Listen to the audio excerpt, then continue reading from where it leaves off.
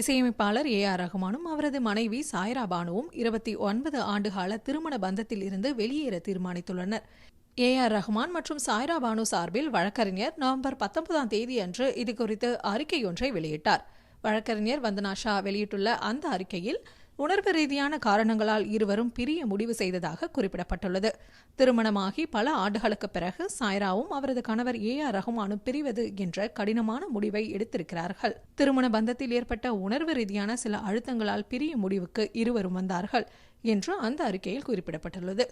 ஒருவரை ஒருவர் ஆழமாக நேசித்தாலும் இருவரின் பந்தத்தில் ஒருவித அழுத்தம் இருந்தது. இருவருக்கும் நடுவே நிரப்ப முடியாத அளவுக்கு இடைவெளி ஏற்பட்டுள்ளது. இருவராலும் அந்த இடைவெளியை குறைக்க முடியவில்லை என்று மேலும் அந்த அறிக்கையில் குறிப்பிடப்பட்டுள்ளது. வாழ்க்கையின் இந்த கடினமான கட்டத்திலிருந்து வெளியே வர மக்கள் தங்களது தனியுரிமையை மதித்து நடந்து கொள்ளுமாறும் இருவரும் கேட்டுக்கொண்டுள்ளனர். இதனைத் தொடர்ந்து ஏ.ஆர். ரஹ்மானும் தனது எக்ஸ் பக்கத்தில் உருக்கமாக பதிவிட்டிருந்தார். நாங்கள் 30 ஆண்டுகளை நிறைவு செய்வோம் என்று எதிர்பார்த்தோம். ஆனால் அனைத்துமே எதிர்பாராத முடிவுகளை தான் கொண்டுள்ளன. கடவுளின் சிம்மாசனம் கூட உடைந்த இதயங்களின் கனத்தால் நடுங்கக்கூடும். இந்த இக்கட்டான சமயத்திற்குள் நாங்கள் நுழையும் இந்த வேளையில் எனது நண்பர்களின் கருணைக்கும் எங்களின் தனியுரிமையை மதித்ததற்கும் நன்றி என்று அதில் குறிப்பிட்டுள்ளார். ஏ.ஆர். ரஹ்மான் இந்த செய்தியுடன் #AR சாய்ரா பிரேக்கப் என்று குறிப்பிட்டுள்ளார்.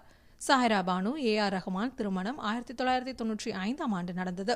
அவர்களுக்கு கத்தீஜா, ரஹீமா ஆகிய 2 மகள்களும் அமீன் என்ற மகனும் உள்ளனர்.